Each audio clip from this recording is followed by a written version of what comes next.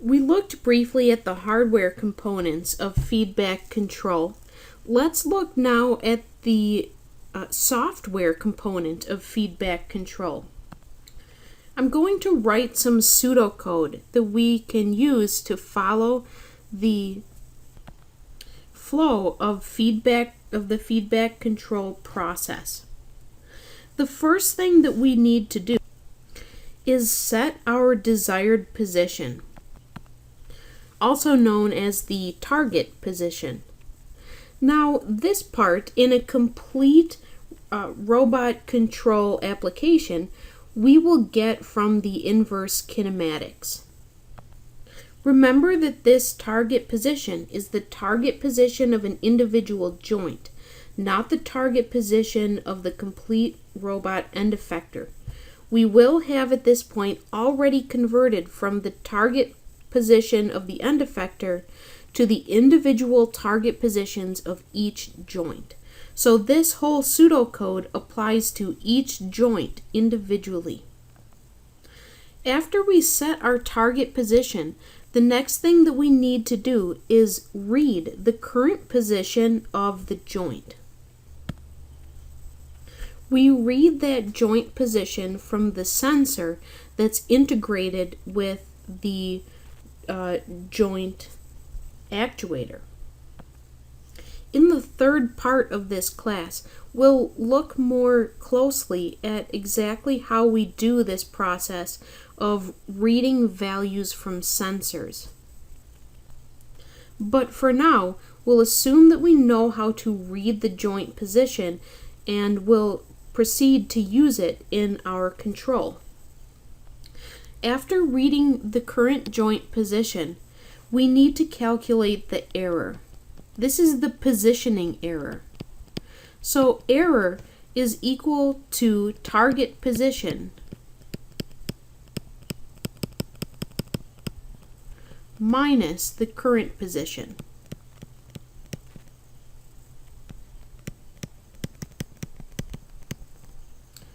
I'll put parentheses around these so that we can identify them as being single values.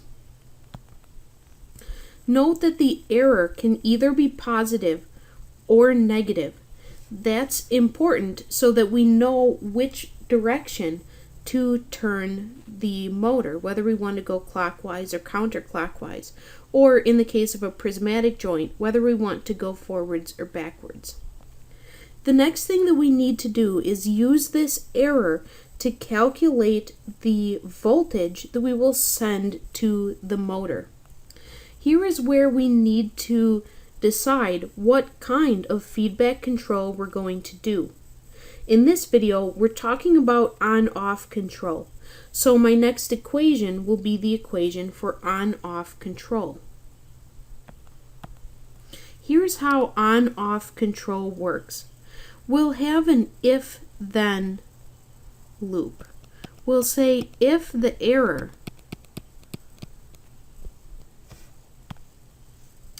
is within some range,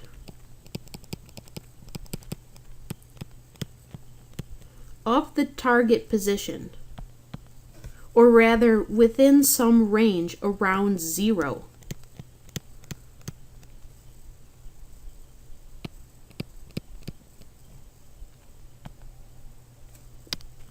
in that case, the motor is off, so voltage is 0. Else, that is, if the error is not within a specified range around 0. If the error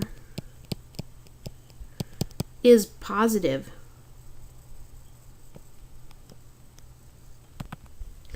in that case, we will turn the motor in a negative direction at a constant specified speed. So we'll say that the voltage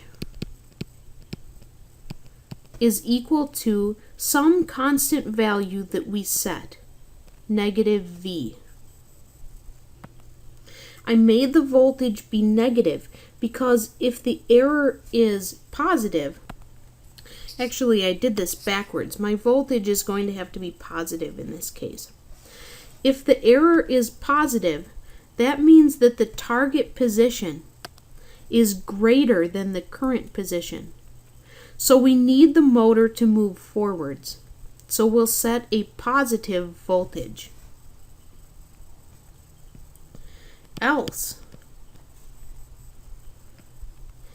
if the error is not within a range around 0, and it is not greater than 0, that means that the error is negative.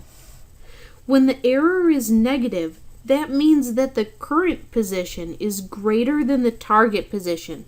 In other words, the motor has gone too far. So in that case, the voltage will be equal to negative V.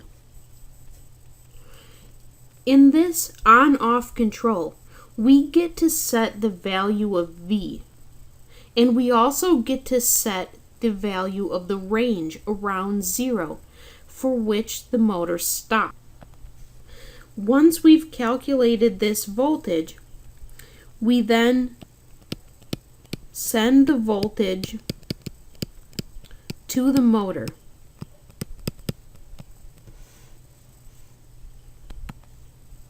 Then we will loop back to the top. Not all the way to the top, because we're going to have the same target position. So our loop will go up to here. Read the current joint position. We will continue to move through this loop continuously, and as we go through this loop, the motor will get closer to its target position. Now, there are some pros and cons to on-off feedback control. And to help explain the pros and cons, I want to introduce another kind of plot that we can draw to show what's happening in a control system. Here I've scrolled back up to our block diagram. Ultimately, what we want is for the position in the output to match the desired position in the input. So I'm going to draw a diagram that's called a response curve to show how the output position compares to our desired, the input desired position. Here I've shown some axes that make up our response curve. When we start this control operation, we will command a desired position, and we want the robot joint to hold this position over time. The joint does not start out at the desired position. Let's assume that the joint starts out at position 0. We want to show how the joint will approach the target position and how it will change over time. One possibility for the response of the joint is for it to look something like this.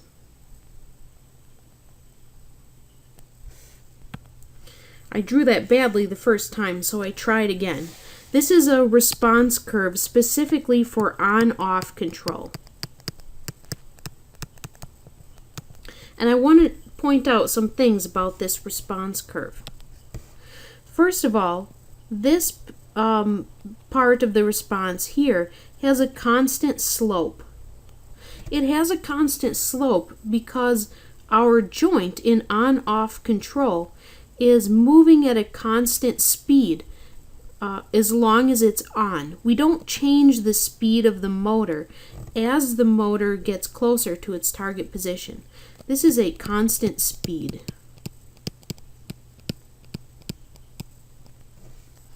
I've also shown that the motor did not actually get to the target position. In on-off control, we specify some range around the desired position at which we will turn off the motor. And so, the motor may not actually get to the desired position. If we turn off the motor before we get to the target position, it may not ever reach the target position. Alternatively, the motor may actually shoot past the target position and stop or settle at a higher or farther position than we intended it to. We have a name for this kind of error: the distance between the position where the motor stopped moving and the position where we wanted it to stop moving. This kind of error is called steady state error.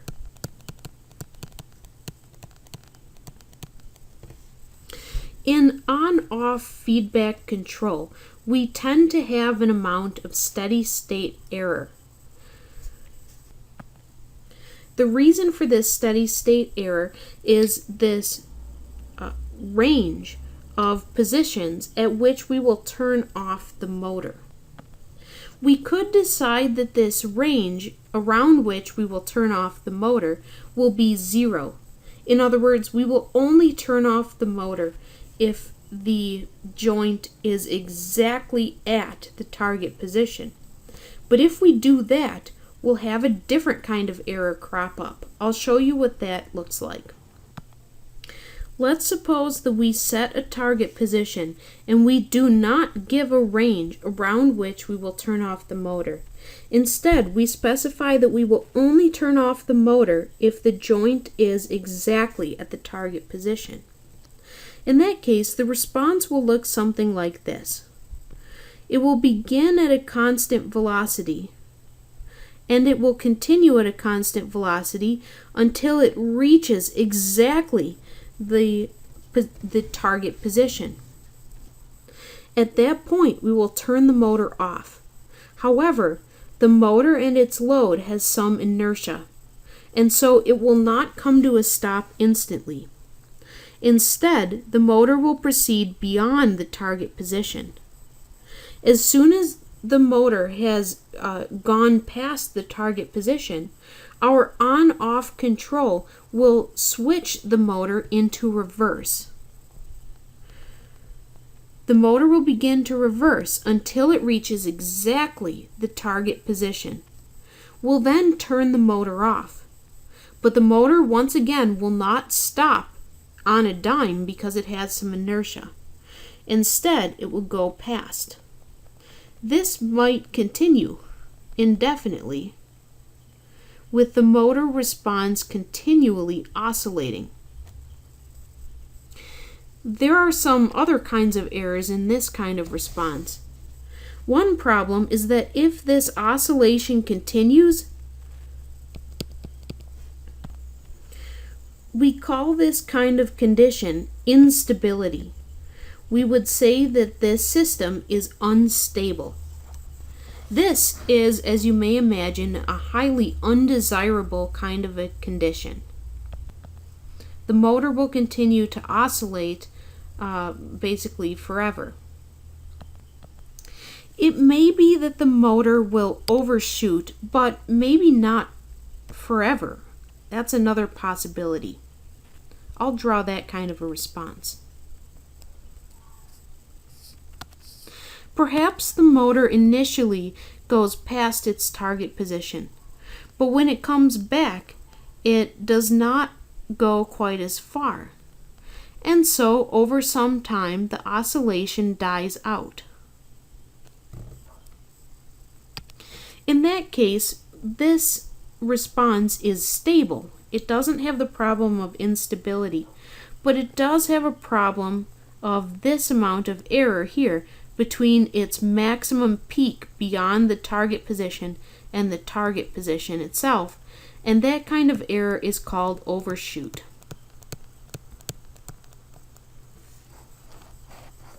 In general, when we are writing a control program and deciding what kind of control we're going to use, we want to minimize steady state error.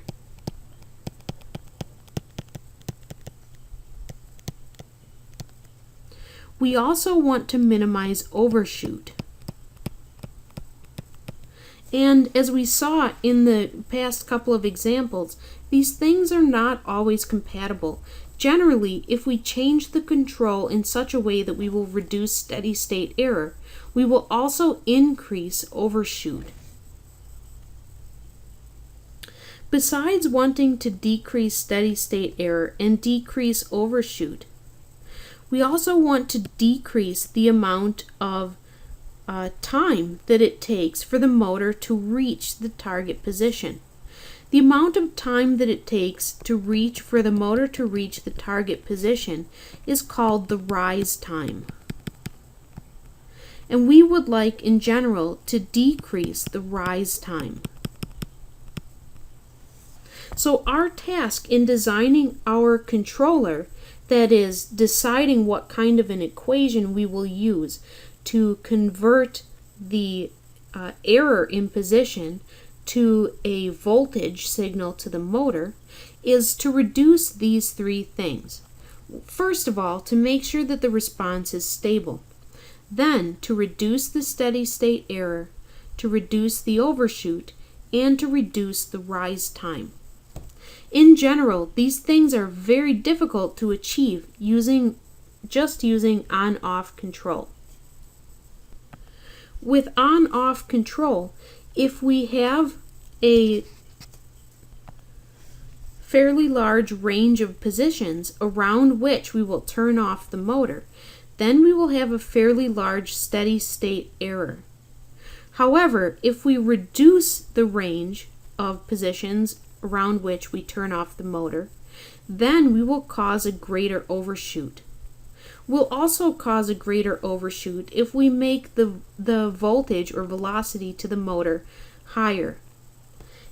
If we make the voltage higher, we'll decrease rise time, but we'll also make the overshoot worse.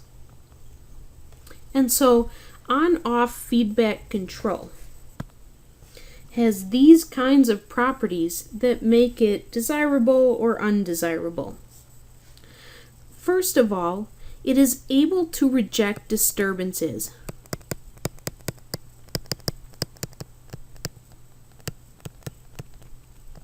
This is as opposed to open loop control, which we learned is not able to reject disturbances. If you run an on-off feedback control and the wind comes by and blows the manipulator out of position, or a person comes and bumps the manipulator and moves it out of position, with on-off feedback control, the controller will be aware that the joints have moved out of position and will be able to compensate for that error. Similarly, there isn't any error drift over time. We learned when we were looking at open loop control that over time the slider moved out of its target position just due to error in things like the friction of the motor and things like that. On-off feedback control is able to compensate for that drift over time because, once again, the controller is aware of the position of the motor. However, there are also some drawbacks to on-off feedback control. One of those drawbacks is that it is difficult to have low steady state error. Typically, you need to have a fairly large range around the target position for which you will turn off the motor, and as a result, you generally have a fairly high steady state error. Another drawback is that the system may be unstable. That is, if the steady state error if you drive it too low or you increase the speed too much, the system may oscillate indefinitely. As a result, it may be that you have to slow down the system excessively in order to avoid instability. So the rise time of the response may be a long time. You may have a slow response. In the next videos for the next class period, we're going to look at the other kind of control or feedback control that we'll be studying in this class, which is PID control. And we'll learn how we can use PID control to compensate for some of these drawbacks of on-off feedback control.